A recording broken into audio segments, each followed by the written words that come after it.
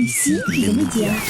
Radio, presse écrite, les mécoms, publicité, télévision, cinéma, affichage, il fallait en parler. Hommes et femmes des médias. Hommes et femmes des médias. Ici, les médias. Ici, les médias. Le magazine des médias africains. Mesdames, Messieurs, sur l'ensemble du continent, recevez nos sincères salutations. Le moment est arrivé de nous consacrer uniquement aux médias. Ici les médias, voici les sommaires. Panafrique, What is happening in Africa.com, la nouvelle plateforme digitale dédiée à l'Afrique est disponible en un clic. De la politique en passant par le sport, la culture, le divertissement et la mode, What is happening in Africa.com est un condensé de nouvelles africaines. Sa promotrice Karine Mambou nous parlera des enjeux de ce nouveau média. Voilà, la concurrence, c'est quelque chose que j'aime beaucoup. Ouais. Vous savez, lorsque vous êtes en concurrence, vous vous mettez de grandes pressions pour faire entendre votre voix. L'intégralité de ses propos dans cette édition. République démocratique du Congo, les médias audiovisuels étrangers diffuseront désormais via une société de droit congolais. Cette décision est une simple application de la loi numéro 96-002 du 22 juin 1996 sur les modalités de l'exercice de la liberté de la presse en République démocratique du Congo. Comme nous l'expliquera Philomène Dussi. Bonjour Philomène. Bonjour Aimé Désiré. Il fallait en parler. Il fallait parler de Kwadio Safo, cet ingénieux mécanicien ghanéen qui est le premier constructeur d'automobiles au Ghana. Kenya, l'autorité des communications baisse les coûts de distribution du signal de radiodiffusion. Au Kenya, l'autorité des communications, Communication Authority of Kenya, a revu à la baisse les frais mensuels de distribution du signal de radiodiffusion. Maroc, autorisation de tournage refusée à la BBC pour une émission sur l'islam et la politique. Contrairement à ce qui avait été prévu, merci, l'émission Global Question posera ses valises plutôt en Tunisie pour éclairer les grandes questions sur l'islam et la politique. Les métiers de la communication. Qu'est-ce que chargé d'habillage? En quoi consiste le métier de chargé d'habillage? Dans les métiers de la communication, vous aurez les explications de Cédric Tachago. Cédric Tachago, est-ce que vous vous sentez salué? Je me sens salué et me désiré. Bonjour à vous ainsi qu'à tous les auditeurs. Bonjour Aimé Désiré. Bonjour, merci. Passionné des médias, c'est ici les médias. Ici les médias. Le magazine des médias africains. Panafrique, whatisappeninafrica.com, la nouvelle plateforme digitale dédiée à l'Afrique est désormais disponible. De la politique, en passant par le sport, la culture, le divertissement et la mode, whatisappeninafrica.com est un condensé de nouvelles africaines. Par voie interposée, Aimé Désiré a rencontré sa promotrice, Karine Mambou.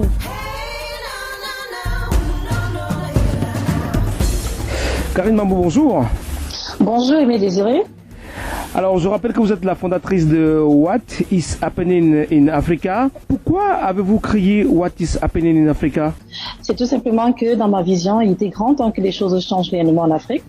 Et changer, encore, il faut savoir quels sont les problèmes que vivent les Africains. Alors je me suis dit, qu'est-ce qui se passe en Afrique au quotidien? Il faut élucider cela et au moins en le sachant, nous pouvons apporter des tentatives de solutions. D'où le nom What is Happening in Africa. What is Happening in Africa, qui littéralement voudrait dire en français que se passe-t-il en Afrique? Tout à fait. Alors, pour quel public s'adresse le site internet? Le site s'adresse à tout le monde. Car je suis partisan d'une Afrique ouverte, bien que les sujets traités soient uniquement ceux des Africains qui se trouvent partout dans le monde ou des pays africains, mais ça s'adresse à tout le monde. Alors, à quel moment vous l'avez lancé officiellement? Officiellement, je l'ai lancé le 26 août dernier, donc ça fait à peine 3 mois que ça a été lancé, ça a été mis en ligne, Et 3 mois après le lancement, avez-vous le sentiment que le public adhère? Je peux dire que je suis satisfaite depuis le lancement parce que 3 mois, quand on regarde le nombre de vues, de commentaires, de partages, des articles, ça me donne le sentiment que j'ai fait le bon choix de créer ce blog. Et puis, on s'est dit, avec le temps, on aura davantage d'autres publics. La pression devient de plus en plus forte parce que la demande, elle est aussi forte. Parce que lorsque vous avez un grand nombre de vues, les gens qui vous suivent au quotidien, vous vous dites, tiens, au moins j'ai fait quelque chose qui attrait les gens. Et puis voilà, on s'est dit, faut mettre beaucoup de siens, quoi. Dans cet océan qu'on appelle Internet, il y a énormément de sites Internet qui traitent de l'Afrique. Est-ce que la concurrence vous parle? Cette question, c'est une très bonne question, mais je vais vous surprendre parce que pour moi, la concurrence, c'est quelque chose que j'aime beaucoup. Vous savez, lorsque vous êtes en concurrence, vous vous supprimez, vous développez beaucoup d'autres stratégies, vous vous mettez de grandes pressions pour faire entendre votre voix et si possible rester au rang des meilleurs. Donc pour moi, la concurrence, vous faites travailler dur. Comme le dit un adage, l'adage que j'aime bien d'ailleurs, l'excellence n'est excellence qu'au fur et à mesure qu'il se raffine. Donc pour rester au sommet, pour la concurrence, et là, on se dit qu'il n'y a pas le temps pour le sommeil. D'ailleurs, le sommeil n'a jamais rien donné à personne. Hein. Donc, faut toujours travailler, quoi. Voilà. Alors, j'aime bien cet humour-là et cette envie de combattre et de gagner. Alors, quels sont les moyens que vous avez mis en jeu pour un service de qualité? Pour le moment, service de qualité, c'est encore en train de se profiler. Mais j'ai déjà avec moi un designer, un publisher, des contacts pour avoir des informations fraîches. Vous voyez, donc j'ai toujours mon ordinateur portable avec moi, avec des mégabits qui vont avec, parce qu'il faut toujours être connecté aux informations journalières. Mais le meilleur reste à venir, grâce à Dieu. Je crois que d'ici janvier, le blog prendra réellement la dimension que je souhaite et le désir. Pour les moyens de qualité, pour les services de qualité, je crois que en janvier, je pourrais vraiment vous donner, une ligne assez sûre de comment est-ce que je fonctionne. Quelles sont vos ambitions pour ce site, disons, dans 5 ans, 10 ans, 20 ans? 5 ans plus tard, je vois le site devenir vraiment incontournable en Afrique parce que c'est une plateforme africaine, comme je le dis. Je ne compte pas m'arrêter en ce bon chemin. C'est un travail de fond en comble. J'ai beaucoup réfléchi lorsque je me lance là-dedans. Et vous comprenez que c'est pas un blog comme tous les autres blogs qui traitent juste des buzz, mais c'est un blog où les sujets sont traités de façon journalistique. Vous voyez ce que je veux dire? Donc, lorsqu'on se met dans ce genre de travail, on se dit au début ce sera difficile, mais à la fin, on sera un peu comme une plateforme incontournable dans le monde. Du genre, tout le monde voudrait venir dire un mot à What is happening in Africa. Je pensais que c'est là-bas désormais qu'il faut venir traiter des problèmes de l'Afrique, par exemple, parce que moi, je vois une Afrique dans les 10 prochaines années, pas pour 50 ans, par exemple, dans les 10 prochaines années, qui aura vraiment changé. Il y aura des choses nouvelles parce que les Africains se réveillent de plus en plus. What is happening in Africa sera vraiment la plateforme incontournable en Afrique. On parle de sport, puisqu'on voit la rubrique sport. Il y a la culture aussi, il y a la politique, il y a la mode, il y a la beauté. Est-ce que vous pensez que tout ça c'est suffisant pour parler aisément de l'Afrique? Oui, moi je pense que c'est suffisant parce que lorsqu'on parle des news, de la politique, du sport, de la culture, du divertissement, de la fashion, de la beauté, on comprend que toutes les couches de l'Afrique y sont représentées. Vous allez voir des jeunes personnes, parce que je parle aussi du plus bas public, quelqu'un qui se débrouille à faire peut-être quelque chose des 13 ans lorsqu'on parle de la beauté. Je ne prendrai pas seulement ceux qui sont allés à l'école pour apprendre la beauté ou bien la fashion, le stylisme, pour emprunter le mot en français. Donc, je prendrai toutes les couches et puis tout le monde sera représenté. Des news au quotidien, qu'est-ce qui se passe en Afrique? On va élucider. Lorsqu'on va dans la rubrique de la politique africaine, c'est tout ce qui concerne tous les pays d'Afrique. Lorsqu'on parle du sport, c'est ce qui concerne le sport dans tous les pays d'Afrique. Donc, on parlera du sport en général et pas seulement le football. Lorsqu'on parle du sport, on parle du handball, on parle du basketball, bref, tous les sports qui peuvent être exécutés en Afrique, vous voyez ce que je veux dire. Donc, la culture, c'est énorme. C'est une grande richesse, la culture en Afrique. Le divertissement, on l'en trouve partout. Donc, on parlera également de tout cela et puis tout le monde va se sentir vraiment concerné. Lorsque vous parlez aussi de fashion, vous voyez beaucoup de gens qui ont de plus en plus les envies de créer leur propre marque. Donc, de créer leur propre marque à eux vestimentaires. Ce sont des Africains. Donc, ce sont des personnes que j'encourage aussi dans le site. Donc, vous comprendrez que lorsque je parle de plaque tournante, c'est vraiment de la plaque tournante pour les 10 prochaines années parce que tout le monde sera représenté. Quel regard portez-vous sur l'Afrique aujourd'hui? Le regard que je porte sur l'Afrique aujourd'hui, c'est un regard optimiste parce que pour moi, beaucoup d'Africains démontrent au quotidien qu'ils ont compris qu'il est temps qu'ils changent, qu'ils s'affirment eux-mêmes. Donc, s'il faut sortir de cette domination des Occidentaux et se prendre soi-même en charge en tant qu'Africain, se réaffirmer, moi je pense que ma vision pour l'Afrique de demain, c'est une Afrique positive, c'est une Afrique optimiste. C'est des gens qui disent il y en a marre, il est temps que les choses changent, vous voyez. Donc, moi, mon combat, c'est un combat de tout changer les mentalités en Afrique. Si vous allez dans le blog, vous allez sur ma page, dans la rubrique About Me, vous allez comprendre que ma lutte au quotidien, c'est la lutte pour changer les mentalités en Afrique. Voilà. Karine Mambou, j'ai vraiment de la peine à me séparer de vous. Alors, si l'on veut vous contacter... What is happening in Africa est ouvert à tout le monde. Et vous allez dans la rubrique Contact Us, vous allez voir donc les numéros de téléphone ou encore l'adresse qu'il faut pour me contacter directement. Merci Karine Mambou d'avoir répondu aux questions d'ici les médias, dont vous êtes d'ailleurs un membre très actif. Le plaisir, il est partagé, me désirer. C'était Karine Mambou, la promotrice de whatishappenininafrica.com qui répondait aux questions d'ici les médias. République démocratique du Congo, les médias audiovisuels étrangers diffuseront désormais via une société de droit congolais. Cette décision est une simple application de la loi numéro 96/002 du 22 juin 1996 sur les modalités de l'exercice de la liberté de la presse en République démocratique du Congo, comme nous l'explique Philomène Ducy. Ici, les médias. Selon l'agence Ecofin, la République démocratique du Congo a changé sa réglementation en matière d'exploitation de la radiodiffusion sonore et de la télévision par les personnes physiques et morales. L'arrêté signé ce mi-novembre par le ministre de la Communication et des Médias, Lambert Mende, s'adresse aux médias étrangers pour l'essentiel. En clair, les chaînes de radio et les chaînes de télévision étrangères ne peuvent plus diffuser dans ce pays sans passer par une société de droit congolais.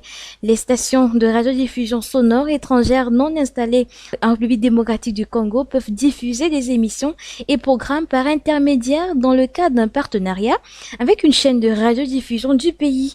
Par ailleurs, pour opérer de manière continue sur le territoire congolais, des médias étrangers doivent passer par une société de droit congolais dans laquelle les actionnaires majoritaires sont des Congolais. Le ministre Lambert Mende a tenu à repréciser le texte, je cite, « Pour ceux qui veulent opérer en continu, c'est-à-dire faire des émissions permanentes 24 heures sur 24, pour ceux qui veulent des émissions par intermédiaire, ils devront le faire avec des établissements audiovisuels congolais. C'est une mesure de réciprocité parce que la plupart des pays étrangers exigent ça. Ce contrat de partenariat doit être approuvé par le ministère ayant l'information dans ses attributions. » Fin de citation.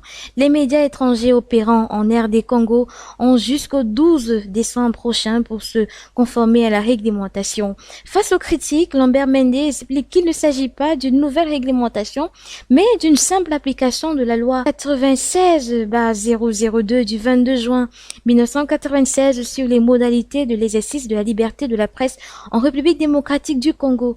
Toujours est-il qu'il y a un contexte à la volonté subite du gouvernement congolais de mettre en application une loi que tout le monde a ignorée depuis au moins 20 ans. Le pays traverse une crise politique liée à la prochaine élection présidentielle.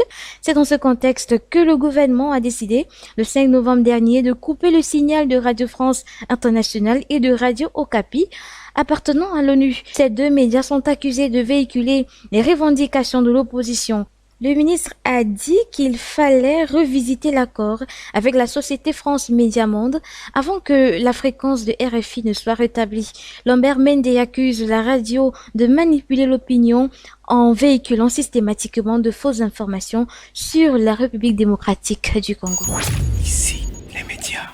Merci Philomène. C'était Philomène Ducy. Ismaël, bonjour. Bonjour Aimé Désiré, bonjour à tous auditeurs d'ici les médias. Alors, que pensez-vous de la mise en application de cette loi, Ismaël ? Alors, je dois dire d'ailleurs que pour ma part, c'est une loi qui a été taillée à la mesure des gouvernants. Donc, en fait, lorsqu'on sait également que depuis un certain temps, la radio qui appartient à l'ONU et même l'antenne de RFI sont pratiquement coupées au pays parce que, selon le gouvernement, ils soupçonnent d'ailleurs ces radios de pouvoir manipuler l'information, donc à l'avantage de l'opposition. Je pense qu'il y a un problème. Je pense qu'il y a un problème à partir du moment où on sait que même si cette loi a été donc votée depuis très longtemps, elle a donc été prise depuis très longtemps, depuis pratiquement 20 ans comme il semble le dire. Oui. C'est une loi qui a été pour ma part, c'est une loi qui est pour ma part anormale. C'est une loi qui ne vise qu'à porter atteinte à la liberté de la presse sur le continent. Et d'ailleurs, on en veut pour preuve le gouvernement congolais qui voudrait à un moment donné revoir également ces contrats-là, revoir également la façon dont certaines choses ont été faites. Je pense qu'il y a un problème. Il y a un problème dans la mesure où on a un gouvernement qui veut essayer de bafouer l'information proprement dite pour pouvoir se maintenir aux affaires tout en ayant la main mise sur l'opposition. Donc je pense qu'il y a un réel problème et qu'il mérite de revoir des clauses pour qu'en réalité cela arrange tout le monde, pour que cela arrange l'opposition, pour que cela arrange le parti au pouvoir, donc toutes les parties comprises. Donc pour moi ce n'est certainement pas une bonne méthode pour le gouvernement de Kinshasa. Oui. Merci Ismaël, ne partez pas, je vous en prie. D'accord. Cédric, bonjour. À bien observer le paysage médiatique en Afrique, on a l'impression que les gouvernements africains attribuent sans réserve les fréquences aux médias étrangers, alors que l'inverse est quasiment impossible. Pensez-vous qu'il serait temps de tirer la sonnette d'alarme, Cédric ? À bien observer le paysage médiatique en Afrique, pour reprendre votre introduction, nous dirons que les populations s'accommodent de ces médias étrangers. C'est vrai que pour de nombreuses personnes, c'est grâce à eux, les médias, qu'elles sont au fait de l'actualité internationale en quelque sorte. Maintenant, votre préoccupation est intéressante dans le sens où une véritable régulation s'impose. Et aussi pour qu'on ne ressente pas une certaine substitution de ces médias d'ailleurs aux médias locaux. Surtout que l'exemple que vous prenez est intéressant. On voit rarement les médias du continent noir s'installer là-bas et connaître un succès comme les autres. Si oui, beaucoup plus à travers Internet pour satisfaire la diaspora africaine qui y vit. Donc votre question, Aimé Désiré, pose clairement le problème de la régulation des médias internationaux en Afrique. Il est un peu difficile de dire qu'il faut museler ou rejeter les médias d'ailleurs, mais il est utile, à notre humble avis, de voir qu'en plus d'une régulation claire, les autorités devraient véritablement s'investir dans le fonctionnement de leurs instruments de communication. Donc oui, nous pensons que la sonnette d'alarme doit être tirée afin qu'on évolue désormais sur des bases plus saines. Cédric, ne partez pas, je vous en prie. D'accord, je suis à vous, Aimé Désiré. Ici les médias, le magazine des médias africains. Il fallait en parler. Il fallait en parler. Il fallait parler de Kwadio Safo, cet ingénieux mécanicien ghanéen qui est le premier constructeur d'automobiles au Ghana. Aimé Désiré. De l'imagination, il n'en manque pas. Le Ghanéen Kwadio Safo est le premier constructeur d'automobiles au Ghana. Ses inventions, des plus banales aux plus spectaculaires, font la fierté de son pays d'origine et de toute l'Afrique. À 68 ans, Kwadio Safo n'a pas le cursus scolaire impressionnant des grands inventeurs. Après les études primaires, Safo s'inscrit à l'Institut ghanéen des travaux techniques à Koumassi. Il a également suivi une formation de 3 ans en soudure avant de donner libre cours à ses imaginations. En 1971, il fonde son église Christo Asafo Church, dotée entre autres d'un centre de recherche. Amoureux de la musique, les premières inventions du Ghanéen furent les tambours électriques, les haut-parleurs et des consoles de mixage. En 1998, Kwadio Safo lance la Kantaka Berline, la toute première voiture d'origine ghanéenne. En 2007, il invente la Kantaka Obrem Pom, une limousine longue de 26 mètres. Le Ghanéen ne rate jamais l'occasion de laisser un signe de son pays sur ses inventions. Ces véhicules portent pour la plupart une étoile, comme le drapeau national du Ghana. Pour répondre aux attentes de ses compatriotes, et ça c'est le must, il équipe ses voitures 4x4 d'un robot qui communique avec le conducteur en langue locale. Ainsi, lorsque vous démarrez la voiture, elle va vous demander de vérifier l'eau, le carburant, les pneus et d'attacher votre ceinture de sécurité. Et si tout est OK, la voiture vous souhaitera bon voyage. Les travaux de Kwadio Safo lui ont valu de nombreuses distinctions. Dans sa nouvelle usine d'assemblage, Kwadio Safo ambitionne produire un peu plus de 500 voitures par an. Notons que le centre utilise en partie des matériaux locaux dans la réalisation de ses travaux. Pour l'heure, Kwadio Safo et son équipe travaillent sur un important projet qui vise à fabriquer le premier avion ghanéen. Et il fallait en parler. Kenya, l'autorité des communications baisse les coûts de distribution du signal de radiodiffusion. Au Kenya, l'autorité des communications, Communication Authority of Kenya, a revu à la baisse les frais mensuels de distribution du signal de radiodiffusion. Philomène Dussi. Ici, les médias. Selon l'agence Ecofin, la République démocratique du Congo a changé sa réglementation en matière d'exploitation de la radiodiffusion sonore et de la télévision par les personnes physiques et morales. L'arrêté signé ce mi-novembre par le ministre de la Communication et des Médias, Lambert Mende, s'adresse aux médias étrangers pour l'essentiel. En clair, les chaînes de radio et les chaînes de télévision étrangères ne peuvent plus diffuser dans ce pays sans passer par une société de droit congolais. Les stations de radiodiffusion sonore étrangères non installées en République démocratique du Congo peuvent diffuser des émissions et programmes par intermédiaire dans le cadre d'un partenariat avec une chaîne de radiodiffusion du pays.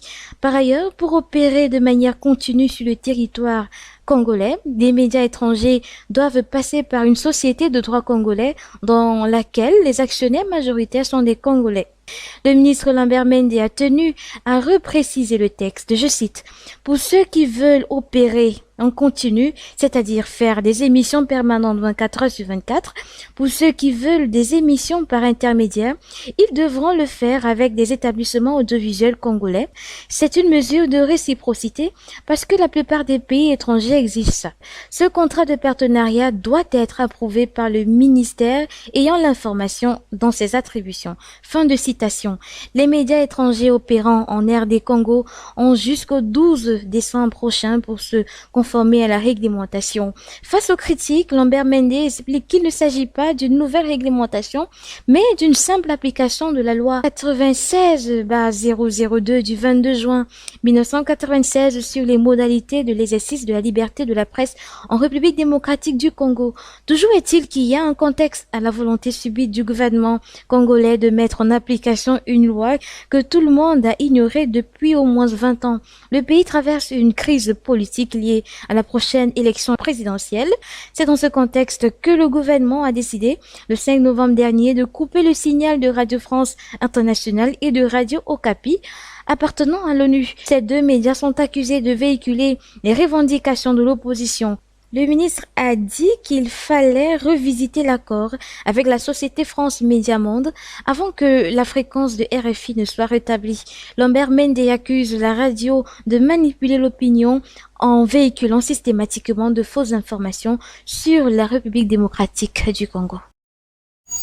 Ici, les médias. Merci Philomène. C'était Philomène Ducy, notre correspondante à Douala. C'est au Cameroun. Maroc. Autorisation de tournage refusée à la BBC pour une émission sur l'islam et la politique. Contrairement à ce qui avait été prévu mardi, l'émission Global Question posera ses valises plutôt en Tunisie pour éclairer les grandes questions sur l'islam et la politique. Merci Boumba. Ici, les médias. Selon l'agence Ecofin, c'est plutôt en Tunisie que sera tournée l'émission Global Questions produite par la BBC. Global Questions, l'un de nos programmes les plus respectés et réputés internationalement, avait prévu de se déplacer à Casablanca, au Maroc, pour un débat sur la place de l'islam en politique, se désolait un porte-parole du groupe audiovisuel britannique cité par l'agence France Presse. Au rang des problématiques soulevées, il y a la compatibilité entre islam et politique au Maroc et ailleurs. L'émission a finalement été délocalisée du Maroc. Tout juste, la BBC indique-t-elle que les raisons sont liées aux questions d'autorisation. En effet, le ministère de la Communication est accusé de n'avoir jamais répondu à la demande qui lui a été adressée. L'enregistrement de l'émission était prévu pour fin septembre et la diffusion pour le 4 décembre. Il n'y a pas eu d'interdiction à sa connaissance, clame Moustapha El Khalfi, qui vient de quitter le ministère de la Communication en attendant la formation d'un nouveau gouvernement au lendemain des élections législatives du 7 octobre dernier. Selon Moustapha El Khalfi, la question de l'autorisation a été gérée après son départ, c'est-à-dire depuis que le ministère est géré par le secrétaire général. En plus, poursuit l'ex-ministre, également invité sur l'émission en tant que cadre du PJD, un parti islamiste, il n'y a pas de raison d'interdire le tournage de l'émission. Selon lui, il y avait été plutôt question de reporter le tournage pour une date après les élections législatives. Pourtant, la thèse de la censure continue de prospérer car les autorités marocaines reprocheraient à l'émission d'être non adaptée, non équilibrée, rapporte le journal marocain L'Économiste. Ici, les médias. Cédric et Ismaël, vous êtes restés en ligne avec nous. La question est à qui veut la prendre. Il y a quelques semaines seulement, nous parlions de la volonté du Gabon de durcir l'octroi des visas aux journalistes étrangers. Cette semaine, c'est la République démocratique du Congo qui durcit les conditions de diffusion des médias étrangers. Ne parlons pas du cas du Cameroun qui refusa l'installation de Trace FM à Douala et à Yaoundé. Maintenant, c'est le Maroc qui refuse l'octroi d'un quitus à la BBC pour un tournage. Comment interprétez-vous cette actualité, Ismaël ? Alors, Rémi Désiré, je pense pour ma part que les pays d'Afrique commencent de plus en plus à se méfier de la déferlance des médias étrangers sur nos terres. Donc, en fait, on devient de plus en plus méfiant quand on sait qu'il y a parfois des fuites d'informations, il y a parfois des informations erronées qui y vont, il y a parfois le mauvais côté des choses qui y va. Donc, d'un côté, on veut préserver notre culture à nous. Vous savez, le Maroc étant un pays islamique, se voit préserver un certain nombre de choses concernant la politique interne qui est d'ailleurs liée à l'islam. Donc il n'est déjà pas normal qu'en réalité on puisse laisser passer un débat sur l'islam encore dans un pays islamique tel que le Maroc. Donc quand on sait également que la politique du pays est quelque peu basée également sur l'islam, c'est des personnes qui fonctionnent selon les règles de l'islam. Donc j'avoue qu'en réalité c'est des termes extrêmement difficiles pour le Maroc. Donc pour ma part, l'interdiction ou encore la non-réaction vis-à-vis de la demande de la radio BBC peut être liée à cela, peut être liée donc au fait que l'information sur l'islam, toute communication autour de l'islam qui est d'ailleurs attachée à la politique marocaine reste un peu plus un sujet extrêmement complexe. Oui. Donc la radio se sent donc obligée de se retourner un peu vers la Tunisie où les choses semblent un peu plus libérales pour que l'émission soit effectivement tournée. Voilà ma vision des choses. Merci Ismaël. C'était Ismaël Karim, notre correspondant à Paris, c'est en France. Cédric, comment interprétez-vous cette actualité ? Pour parler du cas spécifique du Maroc, il est important de dire que toute personne qui reçoit une demande de couverture ou un protocole d'interview dans le cadre d'un programme précis a bel et bien la latitude de répondre positivement ou négativement. Oui. C'est une démarche somme toute importante lorsqu'on souhaite que les choses se déroulent dans une certaine clarté. Donc on peut comprendre l'attitude du Maroc, même si on regrette que l'absence d'accusés de réception ait laissé l'équipe de la BBC dans la réflexion d'un plan B. Mais le thème proposé peut bien donner une indication sur le calme du Maroc. Pour une réflexion un peu plus globale dans le sens de répondre à votre question, nous dirons que ce sujet peut avoir plusieurs grilles d'analyse. Nous pensons que cela découle parfois d'une volonté de contrôler l'information, encore plus de l'information en direction du monde. Ce qui est dirigé vers l'extérieur doit être nettoyé, poli, car c'est en quelque sorte l'image du pays qui est en jeu. Et aucun gouvernant ne souhaite que celle-ci soit écornée. Donc il y a clairement cette volonté d'empêcher une ingérence parfois nocive, surtout quand il est question d'évoquer des sujets sensibles. Mais on se demande bien si cela est vraiment possible avec les nouvelles formes de communication. Donc voilà la réponse qu'on peut apporter à cette thématique qui, à notre avis, est très importante. Merci Cédric Tachago. Ne partez pas, je vous en prie. Les métiers de la communication. Qu'est-ce qu'un chargé d'habillage ? En quoi consiste le métier de chargé d'habillage dans les métiers de la communication ? Voici les explications de Cédric Tachago. Le chargé d'habillage et d'autopromotion a pour mission d'imprimer une identité sonore et visuelle à la chaîne de télé ou de radio pour laquelle il travaille. Avant d'être des outils de communication, les médias sont des produits qui doivent être vendus. Il s'occupe donc du marketing d'antenne. Défini en amont par la direction artistique, l'habillage d'une antenne permet aux téléspectateurs d'identifier spontanément la chaîne qu'ils regardent ou à l'auditeur de savoir quel FM il écoute. Son rôle se décline donc en 3 axes principaux: l'identification et la promotion de la chaîne et de ses programmes, l'information et l'orientation des téléspectateurs et des auditeurs, et la définition du rythme de l'antenne. C'est lui qui supervise les aspects rédactionnels, techniques et graphiques de toutes les images et illustrations sonores qui introduisent des bandes annonces, des programmes et leurs heures de diffusion. Dans la définition de la stratégie du marketing d'antenne, le chargé d'habillage élabore et choisit des nouveaux axes et territoires de communication de la chaîne. Il conçoit les interprogrammes, les génériques pour les émissions et les tranches d'infos. Il élabore des jingles annonçant les publicités, des renvois sur le site internet de la chaîne et des teasers qui désignent ici des spots de quelques secondes qui suscitent l'attention sur des événements à venir. En plus de tout cela, ce professionnel effectue l'habillage en direct, mais surtout, il réalise le logo qui représente la clé de voûte de l'habillage d'antenne. Pour réaliser tout cela, une analyse de l'antenne pour mieux cerner son cahier de charge est nécessaire. Cela passe par la réponse aux questions suivantes. Quelles sont les valeurs fondamentales de la chaîne? Quel est son positionnement actuel? Quelles sont les évolutions souhaitées? Comment se présente l'univers concurrentiel et comment l'identité actuelle répond-elle au positionnement de la chaîne? Selon l'émission concernée, le choix des images ou des éléments sonores composant les bandes annonces s'opère en liaison avec les journalistes, les animateurs et avec les sociétés de production. Cette étape inclut parfois un volet administratif puisque le chargé d'habillage collecte aussi pour toutes les images sélectionnées les données indispensables au respect du droit d'auteur. Le chargé d'habillage et d'autopromotion supervise les enregistrements des voix off et suit la réalisation du mixage des éléments.